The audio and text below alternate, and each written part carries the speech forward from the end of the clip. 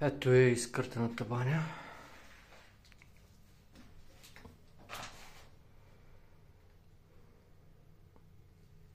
Тук остана да си почиста, но защото до сега къртих, най-накрая намерих тръбите за обратната вода.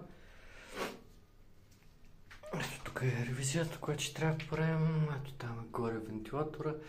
Да се чува сега тази стена, която очевидно е била правена допълнително. Да не взема да изкърта и да си я направя с гипсокартон.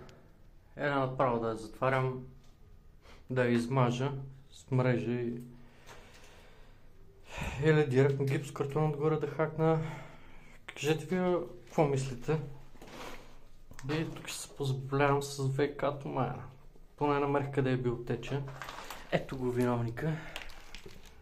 Да, дали е имало теча?